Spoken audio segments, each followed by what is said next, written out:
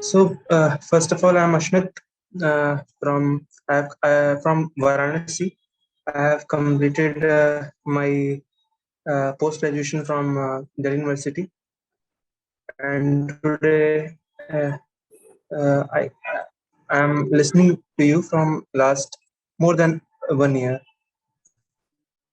My question today is ki, why so easily we get so much convinced by anything? Hmm.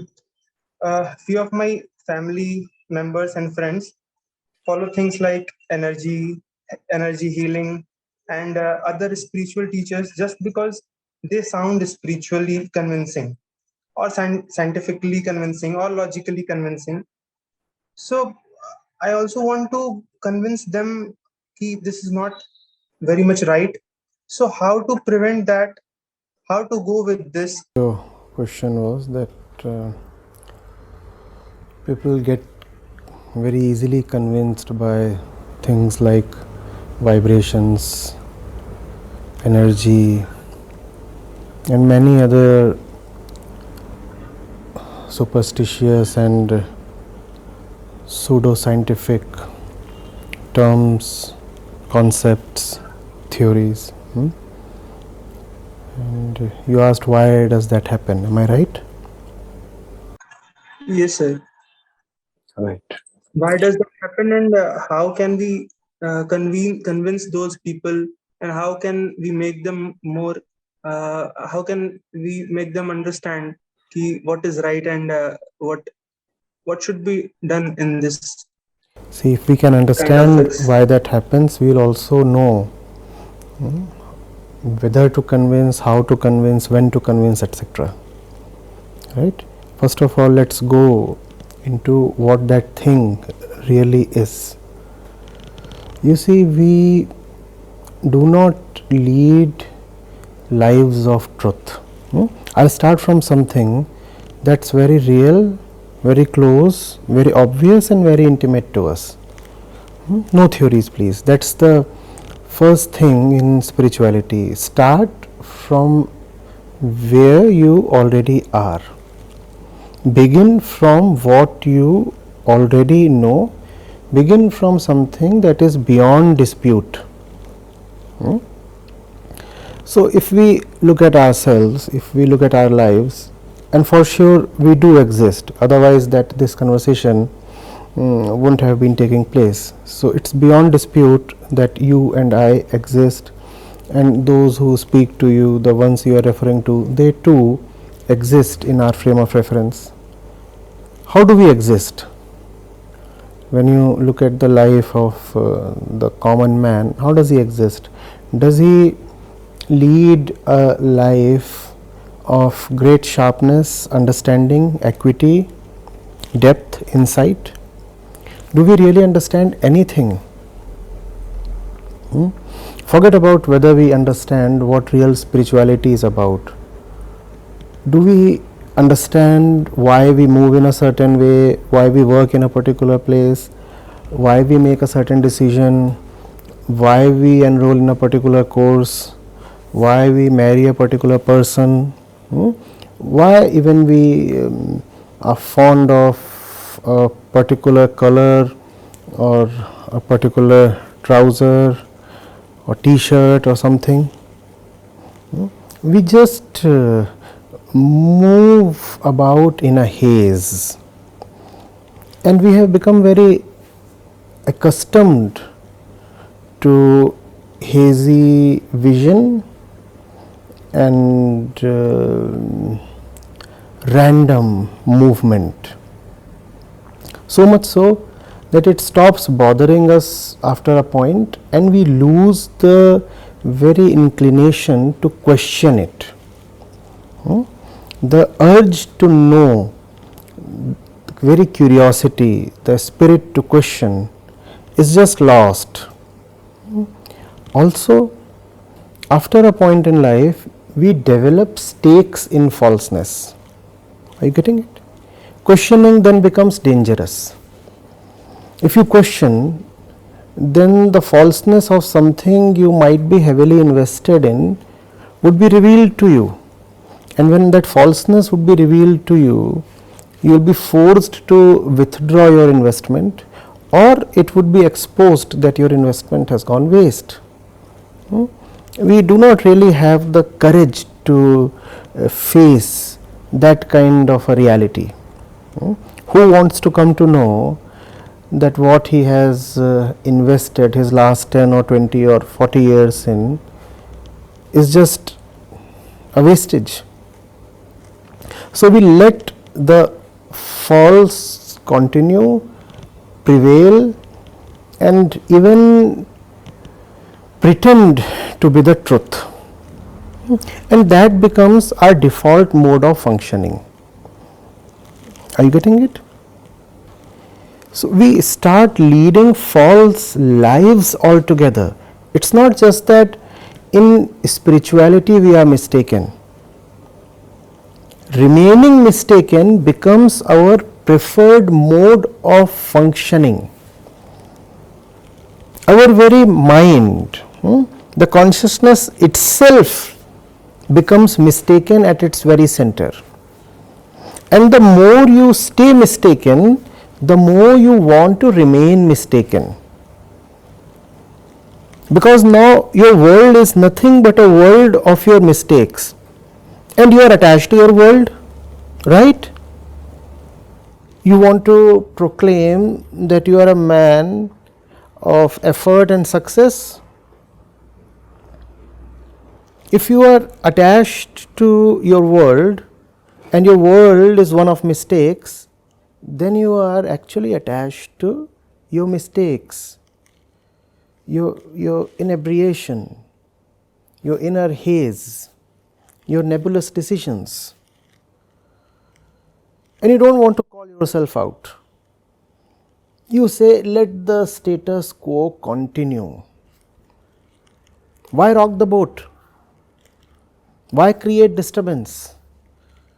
Why disrupt what is going on? So we become status quoists. We think that we are just letting our haze and our ignorance continue in one aspect of our life, but as we just said, it becomes a default mode of functioning. Irrespective of what we are doing, then we lose the faculty to inquire and question. Even if we are now out to buy bananas, it becomes beyond us to really inquire deeply. You might be thinking this to be trivial. No, it's not. The one who has lost the sense to inquire, the one who has lost all love for truth, is not going to really inquire in any situation of his life. So all kinds of lies, deceptions, falsenesses will dance around him and he will happily entertain them. Right? So this is the now ecosystem in which a fraudulent spiritual teacher emerges. Now this teacher is sharp to an extent, at least sharper than the common man. He gets up, he looks around and he says, all this entire population around me is so ready to be fooled. They are begging to be cheated. In fact, they are already living very blind lives. The moment is ripe for me to ascend and dominate their minds. And so he ascends very steeply. He has caught your weak nerve. He knows where to hit you. He knows where your buttons and handles are. He knows that he can get away with any kind of conceptual tomfoolery Nobody is going to dissent and question. People just don't have it in them to question something that several others seem to be coolly accepting. In fact, the very norm of truth becomes popularity or general acceptance. If 1,000 people accept something, then the 1,001st need not even go into the veracity of that thing. The 1,000 people before him who accepted that thing are sufficient. Why inquire? So, all you need is to tell the 1,001st person that, see, 1,000 people before you have subscribed to what I am saying. Now, you do not even need those 1,000 people to actually subscribe to you. You just need to create that kind of an impression. You just need to make it feel to everybody that you are a big man followed by lakhs and millions. The moment you create this impression in the spiritual market, people will blindly follow you. We are sheep. And spirituality, by its very distorted definition itself, is something beyond logic. So, now you can say anything that is absolutely idiotic and it won't be questioned. Why? Because spirituality is supposed to be beyond logic. So, that is how these things pervade and multiply and become the common culture. But remember that the main culprit is not the one who propagates such falsehood. The main culprit is the common man who is anyway living a life of self-deception. When you are so inclined to deceive yourself, why will others not come and deceive you?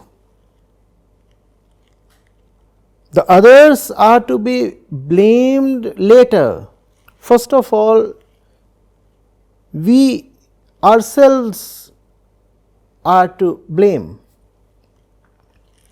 Had we had some love for reality, some spine against falseness, then such charlatans wouldn't have arisen at all in the first place. So, we are the ones who should be blamed. Also, you know what happens? If you are accustomed to lies and comfortable falsehoods, then you start rejecting the truth, even if the truth somehow tries to make its way to you. So, then it becomes a public conspiracy against the truth. We will not allow the truth to strike roots. It is dangerous for you, it is dangerous for me.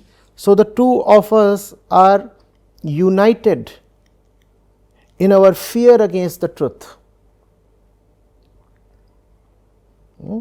And then that ecosystem loses whatever little remaining possibility there was for the light of the truth, and the false becomes all pervasive. It is just that the false is false, therefore, it cannot continue for too long. Sooner than later it will crumble under its own weight.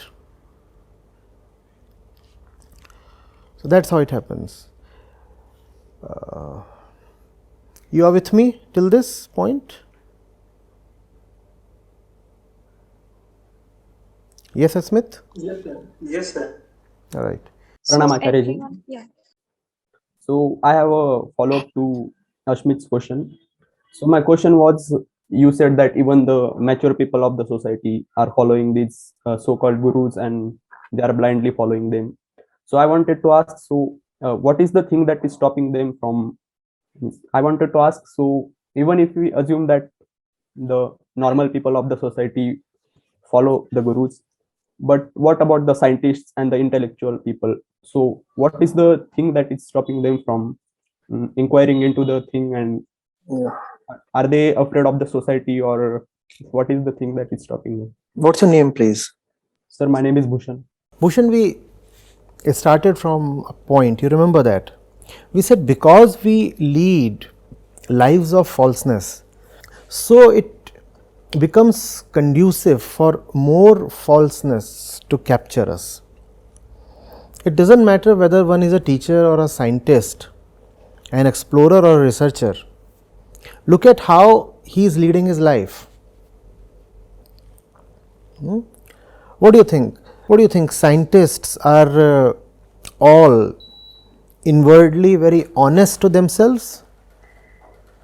No, not at all. If science remains just a thing of employment to you, just a profession to you, then inwardly you can remain very, very unscientific. You will keep researching on the things that you will see around you, but you will never research on the thing inside you. So it should not surprise you that even scientists are prone to being superstitious. And you will be amazed at the kind of superstition you might find in the scientific community. It is because of lack of self-knowledge. And self-knowledge is not a necessary accompaniment of worldly knowledge. You might know everything about atoms and molecules and still not know anything about yourself. You might know how the waves function and how the universe proceeds, but you may not know how the mind functions and how your desires and tendencies proceed. I am asking you, does becoming a scientist rid you of fear and jealousy? Not at all. Does becoming a scientist rid you of violence? No, not at all.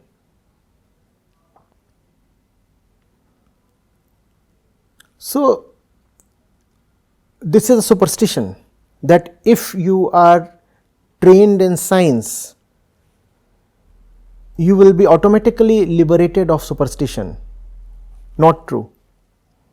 Being trained in science just gives you a little more ammunition to avoid superstition. But whether or not you will use that ammunition still depends on your inner tendencies. Yes. And knowledge of those inner tendencies is not contained in any book of science. That has to be done through rigorous self-observation. So, do not think that these are two ends of the spectrum, science and superstition. No, not at all. In fact, science and superstition can very comfortably coexist within the same person. The opposite of the superstitious mind is not the scientific mind. The opposite of the superstitious mind is the spiritual mind. Unfortunately, most people do not understand that. Even the framers of our constitution had no understanding of this thing. So, in the constitution, when they have spoken against superstition, for example, in the directive principles of state policy, they have said we do not want superstition, so we want to cultivate a scientific temper in India's population. Now, this is a lot of nonsense, because scientific temper will not eradicate superstition. They should have written spiritual temper. Only spiritual temper can rid you of superstition. But then the framers of our constitution were just too secular to include the word spirituality in constitution. They thought spirituality is synonymous with communalism, with partisan attitude or bigotry. So they stayed clear of spirituality. They did not include spirituality even in the school and college curricula after independence. This is a great superstition, to think that superstition can be taken care of by science or by rationality. You know, we have these organizations, groups in the country who fight against superstition, and they call themselves rationalists or free thinkers. They are superstitious in their own way. Their central superstition is that rationality can fight superstition. You see, you have to understand the superstitious entity. The ego is the first superstition. Why? Because the ego thinks it is, whereas it is not. When you are not and you think you are, that is the fundamental superstition. No? Superstition is to believe in something that does not exist. The first thing that does not exist is the ego itself, but it has a great belief in its own existence. So the ego is bound to be superstitious because it itself is the first superstition. But we don't want to get into these things. We become afraid. The constitution was being framed at the time when religious hatred and passion and tempers and violence in the country were very, very high. There was a lot of bloodshed. So these educated people became very afraid of religion. They said, if we talk of religion, then again there will be bloodshed. They did not understand the difference between religion and spirituality. They did not know the difference between a belief system and inquiry. What you call as religion is just an organized belief system, believe in this, believe in that. Whereas spirituality is just an invitation to inquiry. There is hardly anything common between frozen belief and youthful inquiry. Getting it? Just do not think that by being well educated or well read or thoughtful, you have liberated yourself of superstition. Most people live in all kinds of superstition because they have no self-knowledge, and I said the ego is the first superstition. As long as the false self remains, the mother superstition remains. But you know, it boosts the ego to call that illiterate tribal superstitious. Why? Because he believes in gods and goddesses and magical powers of that great old tree. So you say, oh, he is so superstitious. He believes that the trees can speak. He believes that that particular rock can do some magic. But look at your own life. You chase a man or a woman and you think that that rock can do some magic for you. How are you not superstitious? Thinking that a rock can weave magic is superstition. But thinking that a new job can do magic for you is not superstition. The latter is even more vicious superstition because it is difficult to call it out and remove it. Something is outside of you, you can easily wipe it away. When the thing is inside of you, it requires courage to pluck it out. Yes, sir. Is it an easy yes or a difficult yes? It is a difficult one. Oh. Never say yes easily, never. Your default should be no. I am not asking you to never say yes. I am saying put a premium on acceptance. Your acceptance must come at a price. Let the other person be worthy of your acceptance. Only then must you say yes. And then your yes is solemn. Your yes has then some sacredness.